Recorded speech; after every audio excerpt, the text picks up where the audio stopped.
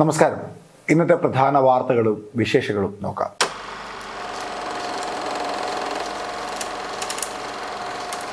ഇന്ന് പ്രധാനമായും രണ്ട് വാർത്തകളാണ് ഒട്ടുമിക്ക പത്രങ്ങളിലും ആദ്യ പേജിൽ തന്നെ ഇടം പിടിച്ചിട്ടുള്ളത്.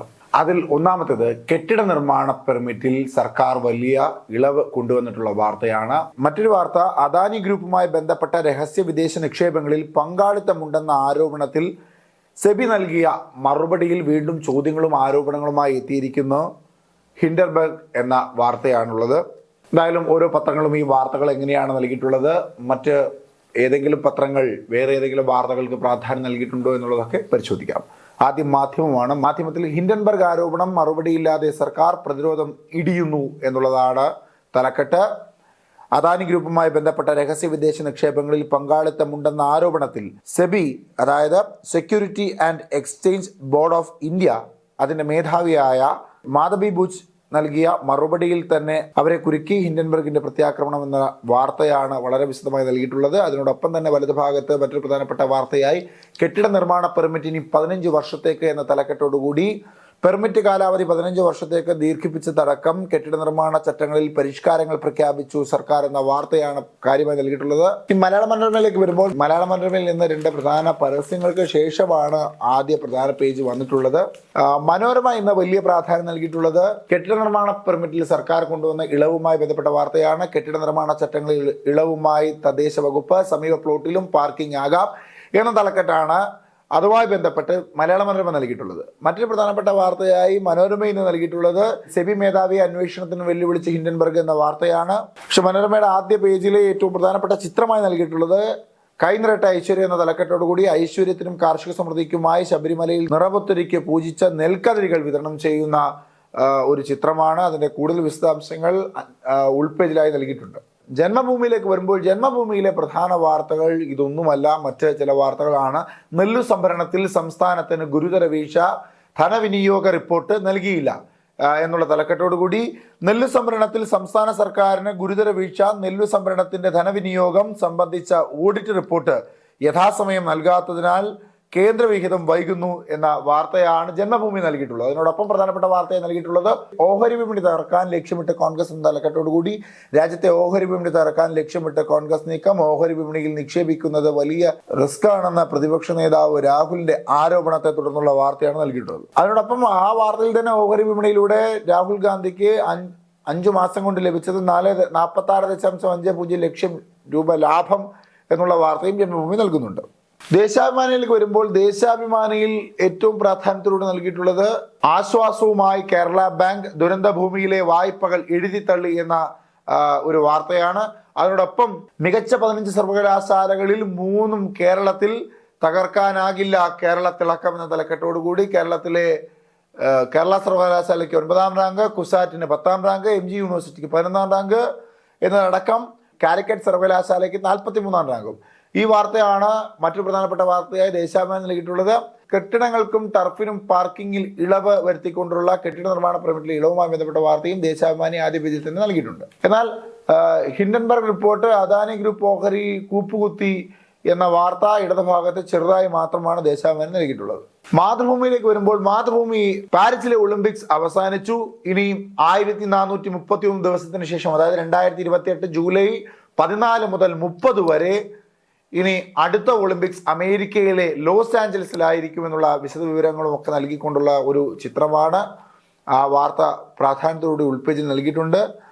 ടോം ക്രൂസ് പാരീസ് ഒളിമ്പിക്സ് സമാപന വേദിയിൽ എത്തിയപ്പോഴുള്ള ചിത്രമാണ് നൽകിയിട്ടുള്ളത്. കെട്ടിട നിർമ്മാണ പെർമിറ്റുമായി ബന്ധപ്പെട്ട ഇളവിന് മാതൃഭൂമി വലിയ പ്രാധാന്യം നൽകിയിരിക്കുന്നു. പാർക്കിങ്ങിൽ ആശ്വാസം, പെർമിറ്റിൽ 15 വർഷം എന്ന തലക്കെട്ടാണ് നൽകിയിട്ടുള്ളത്. രാഹുലിനെ വീണ്ടും ED ചോദ്യം ചെയ്തേക്കുമെന്ന വാർത്തയാണ് മാതൃഭൂമി മറ്റു പ്രധാനപ്പെട്ട വാർത്തയെ നൽകിയിട്ടുള്ളത്. ഹെറാൾഡുമായി ബന്ധപ്പെട്ട വിഷയത്തിലാണ് അദ്ദേഹത്തെ ED ചോദ്യം ചെയ്യുവാൻ പോകുന്നത്. കേരള കൗമുദിയിലേക്ക് വരുമ്പോൾ കേരള കൗമുദി കെട്ടിട നിർമ്മാണ പെർമിറ്റിന് 15 വർഷം വരെ എന്ന തലക്കെട്ടോടുകൂടി ആ വാർത്തയ്ക്ക് കൂടുതൽ പ്രാധാന്യം നൽകുന്നു. അതിനോടൊപ്പം തന്നെ പ്രാധാന്യത്തോടെ നൽകിയിരിക്കുന്ന വാർത്ത ആ 3 പേരിലൂടെ ലീന സജീവനൊപ്പം എന്ന തലക്കെട്ടോടുകൂടി ഇന്ന് ലോക അവയവ ദാന ദിനം. മസ്തിഷ്ക മരണത്തെ തുടർന്ന് ഓർമ്മയായ തന്റെ പ്രിയപത്നി ലീനയുടെ അവയവങ്ങൾ ദാനം ചെയ്ത് നൽകിയവരുമായി ചേർന്നുള്ള സംഭാഷണങ്ങളും ചിത്രവുമാണ് കേരള കൗമുദി വലിയ പ്രാധാന്യത്തോടെ നൽകിയിട്ടുള്ളത്. ഒപ്പം ശബരിമല നിറപുത്തരി ഉത്സവത്തിന്റെ ഭാഗമായി പൂജിച്ച നെൽക്കതിരുകൾ തന്ത്രി വിതരണം ചെയ്യുന്ന ഒരു ചിത്രവും കേരള കൗമുദി ആദ്യ പേജിൽ നൽകിയിട്ടുണ്ട്. ദീപികയിലേക്ക് വരുമ്പോൾ ഇടപാടുകൾ പരസ്യമാക്കുമോ എന്ന തലക്കെട്ടോടുകൂടി സെബി മേധാവിയെ വെല്ലുവിളിച്ച് ഹിൻഡൻബർഗ് റിസർച്ച് എന്ന വാർത്തയാണ് ദീപിക നൽകിയിട്ടുള്ളത്. അതിനോടൊപ്പം തന്നെ നാഷണൽ ഹെറാൾഡ് കേസിൽ രാഹുലിനെ ഇഡി ചോദ്യം ചെയ്തേക്കും എന്ന വാർത്തയും ദീപിക പ്രാധാന്യത്തോടെ നൽകുന്നു. പക്ഷേ കെട്ടിട നിർമ്മാണ പെർമിറ്റിലെ ഇളവുമായി ബന്ധപ്പെട്ട വാർത്തയ്ക്ക് ദീപിക ഇടം എവിടെയും നൽകിയിട്ടില്ല. ഇനി മറ്റു പ്രധാനപ്പെട്ട വാർത്തകളും കാർട്ടൂണുകളും പരിശോധിക്കാം. മാധ്യമത്തിലേക്ക് വരുമ്പോൾ മാധ്യമം ഇന്ന് NIRF റാങ്കിങ്ങിൽ കേരളത്തിന് വൻ നേട്ടം എന്ന വാർത്ത മാധ്യമത്തിൽ മറ്റൊരു പ്രധാനപ്പെട്ട വാർത്തയെ നൽകിയിരിക്കുന്നു. ഒപ്പം മഴ കനത്തു, 2 ജില്ലകളിൽ ഓറഞ്ച് അലേർട്ട്. ഇടുക്കി, ആലപ്പുഴ ജില്ലകളിൽ ഓറഞ്ച് അലേർട്ട് പ്രഖ്യാപിച്ചതായുള്ള വാർത്തയാണ് മറ്റൊരു പ്രധാനപ്പെട്ട വാർത്തയെ ആദ്യ പേജിൽ തന്നെ മാധ്യമം നൽകിയിട്ടുള്ളത്. കായിക പരിശീലകൻ ഡോക്ടർ SS കൈമൾ അന്തരിച്ച വാർത്തയ്ക്ക് ഇടതുഭാഗത്ത് ചെറിയൊരു പ്രാധാന്യം മാധ്യമം നൽകിയിട്ടുണ്ട്. മലയാള മനോരമയുടെ ആദ്യ പ്രധാന പേജിലേക്ക് വരുമ്പോൾ വലിയ പ്രാധാന്യത്തോടുകൂടി നൽകിയിട്ടുള്ളത് ഭൗമ നിരീക്ഷണ ഉപഗ്രഹ വിക്ഷേപണം 16ലേക്ക് മാറ്റി എന്ന വാർത്തയാണ് മറ്റു പ്രധാനപ്പെട്ട വാർത്തയെ നൽകിയിട്ടുള്ളത്. മലയാള മനോരമയുടെ കുഞ്ചുകുറുപ്പ് എന്ന കാർട്ടൂൺ പരമ്പരയിൽ നവകേരളത്തിന്റെ ശില്പി C അച്യുതമേനോനാണെന്ന് ബിനോയ് വിശ്വം. പക്ഷെ അദ്ദേഹത്തിന് നവകേരള ബസ് ഉണ്ടായിരുന്നില്ലല്ലോ എന്ന തലക്കെട്ടാണ് ആ കാർട്ടൂണിന് നൽകിയിട്ടുള്ളത്. ജന്മഭൂമിയിലേക്ക് വരുമ്പോൾ ജന്മഭൂമി മറ്റ് പ്രധാനപ്പെട്ട വാർത്തയെ നൽകിയിട്ടുള്ളത് പ്രഖ്യാപനത്തിൽ അവ്യക്തത, കേരള ബാങ്ക് ചൂർലമല ശാഖയിലെ വായ്പകൾ എഴുതി തള്ളും എന്ന വാർത്ത. ഒപ്പം തലസ്ഥാനത്ത് യുവതിക്ക് അമീബിക് മസ്തിഷ്ക ജ്വരം എന്ന വാർത്തയും പ്രാധാന്യത്തോടെ നൽകുന്നു. വയനാട് ദുരന്തം, ഒരു മൃതദേഹവും 3 ശരീരഭാഗങ്ങളും ഇന്നലെ കണ്ടെടുത്ത വാർത്തയ്ക്കും ജന്മഭൂമി ആദ്യ പേജിൽ തന്നെ ഇടം നൽകിയിട്ടുണ്ട്. അതിനോടൊപ്പം സ്വാതന്ത്ര്യ ദിനാഘോഷത്തിന് രാജ്യം ഒരുങ്ങുന്നു, ത്രിവർണ്ണമണിഞ്ഞ് തിരംഗ യാത്രകൾ എന്ന തലക്കെട്ടോടുകൂടി സ്വാതന്ത്ര്യ ദിനാഘോഷത്തിന് രാജ്യം ഒരുങ്ങുന്നു. പ്രധാനമന്ത്രി നരേന്ദ്രമോദി പ്രഖ്യാപിച്ച ഹർ ഘർ തിരംഗ ക്യാമ്പയിൻ ഇത്തവണയും വൻ ജനപിന്തുണയാണ് ലഭിച്ചത് എന്ന വാർത്തയാണ് നൽകുന്നത്. മാധ്യമങ്ങൾക്കെതിരായ കേസുകളിൽ ജാഗ്രത വേണമെന്ന ഹൈക്കോടതി നിർദ്ദേശവും വലിയ പ്രാധാന്യത്തോടെ ജന്മഭൂമി ആദ്യ പേജിൽ തന്നെ നൽകിയിട്ടുണ്ട്. ദേശാഭിമാനിയിലേക്ക് വരുമ്പോൾ ദേശാഭിമാനിയുടെ ഹെഡ്മാഷ് എന്ന കാർട്ടൂൺ പരമ്പരയിൽ നിന്ന് നരേന്ദ്രമോദിയുമായി ബന്ധപ്പെട്ട ഒരു ചിത്രമാണ്. ആനദിനം ആചരിച്ചു എന്നുള്ള തലക്കെട്ടാണ് അതിന് നൽകിയിട്ടുള്ളത്. വീണ്ടും അതിശക്തമായ മഴ എന്ന തലക്കെട്ടോടുകൂടി സംസ്ഥാനത്ത് അടുത്ത 3 ദിവസം മലയോര മേഖലയിലടക്കം ഇടിയോടുകൂടിയ ശക്തമായ മഴയ്ക്ക് സാധ്യത എന്ന വാർത്തയാണ് ദേശാഭിമാനി നൽകുന്നത്. മാതൃഭൂമിയിലേക്ക് വരുമ്പോൾ മാതൃഭൂമി ബംഗ്ലാദേശിലെ ഹിന്ദുക്കൾക്കായി US റാലി എന്ന വാർത്തയാണ് മറ്റു പ്രധാനപ്പെട്ട വാർത്തയെ മാതൃഭൂമി നൽകിയിരിക്കുന്നത്. വയനാട് ദുരന്തം, കേരള ബാങ്ക് വായ്പ എഴുതി തള്ളുമെന്ന വാർത്തയ്ക്ക് പ്രാധാന്യമുണ്ട് ആദ്യ പേജിൽ തന്നെ.